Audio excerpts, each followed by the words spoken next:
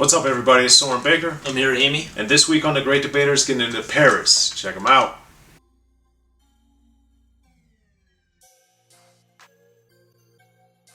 Alright, everybody. Today we'll be talking about Paris. But first, before we get to that, as always, please hit that subscribe button. It's right down there and it's free. That enables us to keep coming to you guys as often as possible with as many interviews as possible. So please hit that subscribe button. Like our content, share it, talk about it, be about it, each one, teach one. And the bigger we get, the more unique access, the more great debaters y'all will be getting from us. And interviews too, of course. So please, subscribe. Now, Amir, getting into Paris, Sleeping with the Enemy. This is his second album. A lot of controversy surrounding it. Came out in 1992. Supposed to be on Tommy Boy Records. Ended up on Scarface Records, Paris' own label. So, Amir, what's your origin story getting to this album?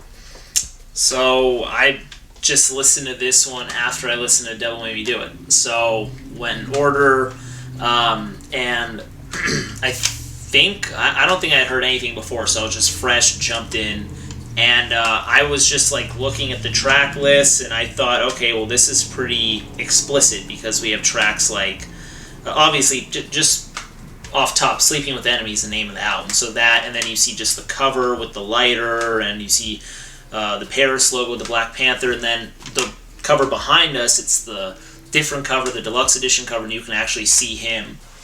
You know, he's strapped up, you see the president, you see his stuff's about to go down, as you can hear throughout the album. So I was like, okay, well, this is probably even more militant, is just like my first thought. So then jumping into the album, to get into one of my picks, we're going to go with the title track, Sleeping with the Enemy. So Sleeping with the Enemy, a constant theme on this album is, it's really like revolving around the title, right? Like Sleeping with the Enemy, a constant theme here is like House Brothers.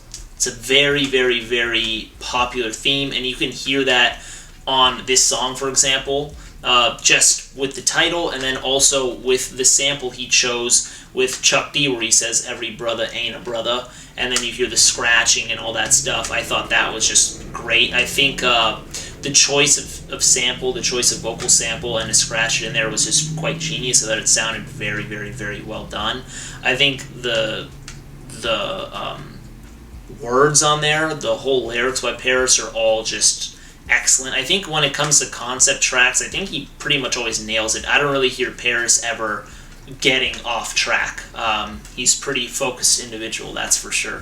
And that song is definitely one of the standouts for me. I think throughout this album you hear Paris' production, and I do prefer it to, I think he did step up from The Devil Made Me Do It, but especially with some of my other picks too, I'm probably going to talk about it a little bit more, but I think his production did go ahead and take a nice step up. And it's awesome because when you see the credits, you see, like, it says something in the liner notes, like, produced, arranged, written by Paris. And that's always crazy because he's not a one-trick pony. He can do pretty much all of it.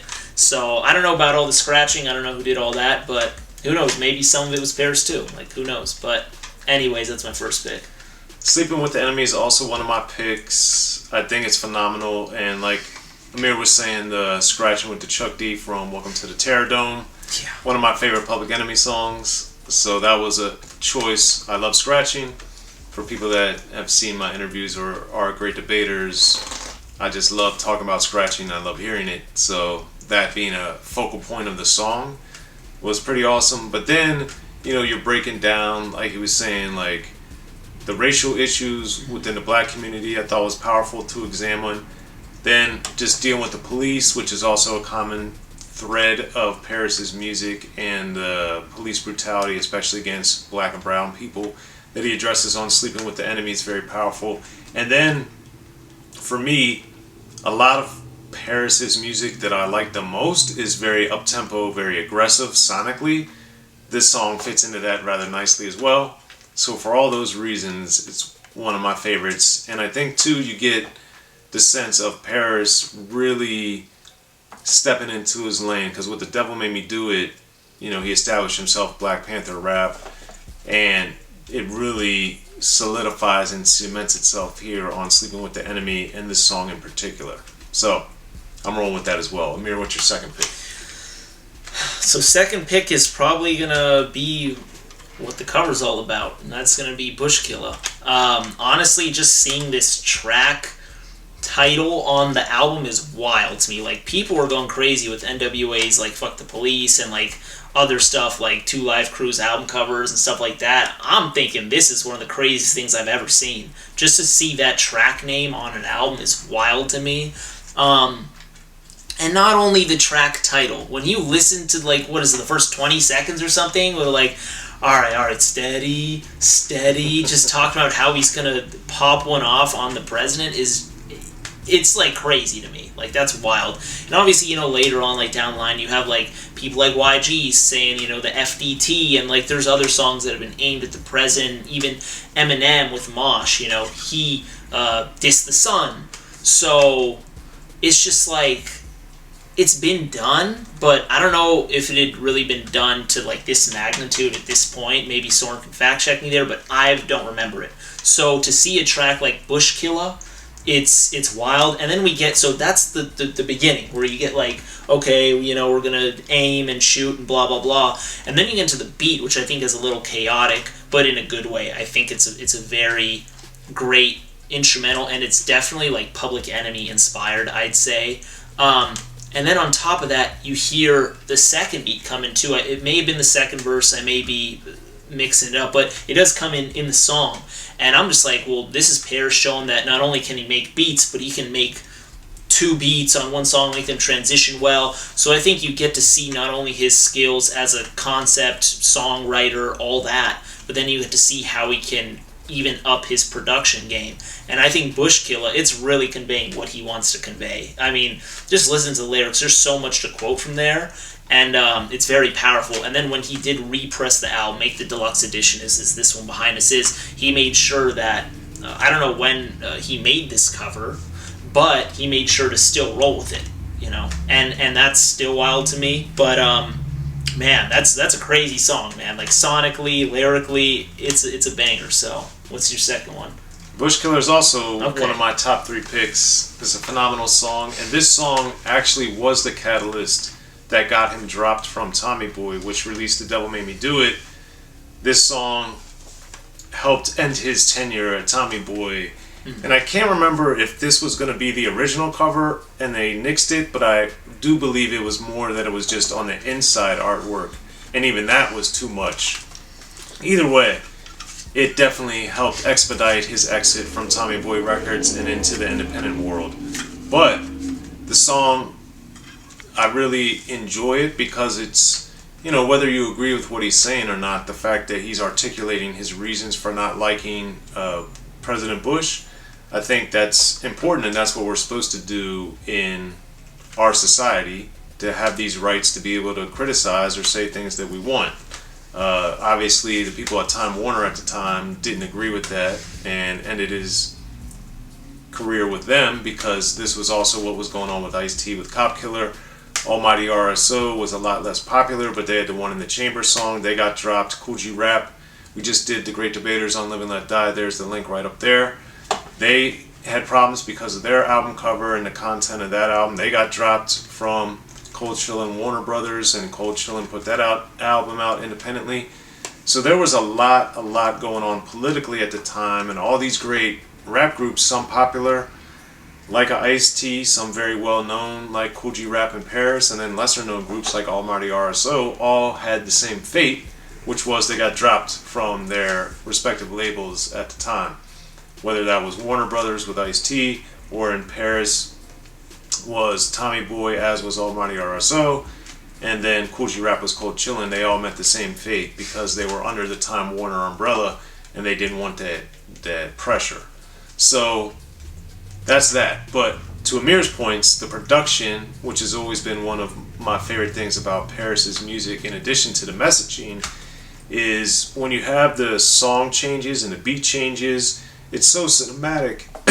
And that's something, it's so cinematic, and that's something that I think Paris doesn't get a lot of credit for, as he should, because we look to the Sir Jinxes of the world and the Bomb Squads and the Dr. Dre's and these people that have made this amazing cinematic type of production, and Paris does that a lot too. And clearly he was influenced by the Bomb Squad, as we hear on both Sleeping with the Enemy and then with the horns that we get here on Bushkiller. But that doesn't diminish the fact that it's still powerful, it's still cinematic and brilliant in my opinion. And thematically, he definitely doesn't pull any punches. So Bushkiller is another one of my picks. So Amir, what's your third pick on Sleeping with the Enemy? Third pick, I feel like all my songs have a very similar theme on this album. Granted, the theme of the album is pretty, consistent, but this one's going to be House Brothers Bleed 2. And it's a very short song. It's like a minute and some change, but that doesn't mean it's any less powerful or great than other ones, because this one too, just like we were talking about with Bushkiller, where it had 20-second intro or 10-second, whatever intro. This one has like another 20-second intro or so, and it's from like some movie or whatever. But basically, the message is very clear. Someone basically saying like, "Oh, it doesn't matter, just sell out. They'll all do it anyways. Just have a piece of the pie." Blah blah blah. And it's like it shows like the temptations of selling out yourself, selling out your race, whatever. It basically shows, sleeping with the enemy, going to the other side, etc. So I thought that was powerful. And then to hear that beat come in, I was just like, this is my type of beat right here. That bass line is awesome on this track. The way Paris comes in, he knows he got you hooked with the beat, and he's just like, I'm just going to give him like 40 seconds of rhymes, then just let it ride out a little bit, and then it was just over. And I was like, dude, this is a slapper. And on top of that, I just realized that all my picks are in a row. We got Sleeping with the Enemy, then House Brothers Bleed 2, and then House Brothers Bleed 2, it actually goes very well into Bushkiller. When you listen to the sequencing there, it goes very well into it. So I have to drop that one in there. I really like it. Don't care if it's less than 2 minutes. It's a great one. I was kind of on the fence with like the Days of Old, because that makes me feel some type of way with the instrumental, but I gotta give it to House Brothers Bleed 2. So that's my last pick.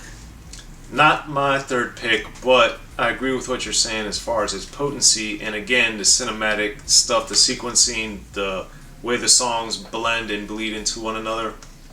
Sleeping with the Enemy, I'd say, is an expert dissertation or examination of how to execute that. So I'm a big fan. But mine also is toward the beginning of the album, Make Way for a Panther. And this one highlights what I love about Paris the most. Very political, very hard driving, very aggressive, very forceful. So you get all of that.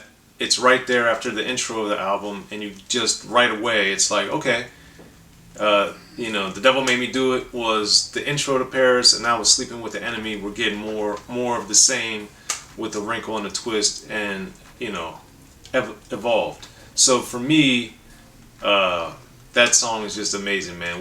Make Way for a Panther, and he also was letting us know right off the gate too that he wasn't going away from what made Paris Paris. Mm-hmm. He had his success. He had done some tours. Public Enemy embraced him. He was down with them because obviously a lot of their material overlaps thematically, and he wasn't letting up. So that made me very excited and looking forward to hear. And then two, I was very intrigued knowing in real time that he had the problems with Time Warner and had lost his record deal and had all these things. I was wondering what was going to be happening and how, if at all, the music was going to change or how Paris was going to change. And thankfully, it didn't seem like much had changed. He just kept doing his thing and, delivering magic. So those are my three picks. I know we also got something Amir wants to talk about real quick before we bounce. No, I picked this one up, this CD long box, which whenever you find one, it's always cool. And just love the cover here because, as you can see, it's just awesome. So love this cover, love the Panther logo in Paris. Yeah, man, dope album. Those tracks that we highlighted are especially special to me. Yeah, well, those are our three picks. Make sure you hit us in the comments section with your three picks, and if you haven't already, please subscribe to Unique Access Entertainment. Like our content, share it, get the word out. Also, we got our new podcast that's up. Check that out wherever you get your podcasts around the world. And really, we appreciate your guys' support. We're aiming for that #1 spot in the game. And we really, really appreciate it, and thank you so much for the support. I'm Soren Baker. Amir, Rahimi. The Great Debaters, y'all. And thank you, Paris, for this masterpiece. Be sure to check out the History of Gangster Rap by Soren Baker. He's official. History of Gangster Rap features exclusive interviews with Ice-T, Snoop Dogg, MC Ren, the D.O.C, and dozens of others. The History of Gangster Rap, a definitive look at how Los Angeles changed rap forever. In Los Angeles, the streets definitely set the tone of the hip-hop music. At 19, I got a $50,000 car. My whole angle always was, I'll be street, but I will always tell you the horrors that go along with this life. There will be penalties and casualties for just wearing the wrong color in somebody's neighborhood. And once gangster rap made it from the streets to the TV, the genre exploded. With Fab 5 on your TV back with N.W.A. Yo MTV, it just catapulted us from being local heroes to national gangbang rappers. The History of Gangster Rap discusses it all from 1980 up till today. It's always gonna be shit happening in the streets. You know what I mean? So it's always gonna be something to talk about. The History of Gangster Rap in stores now.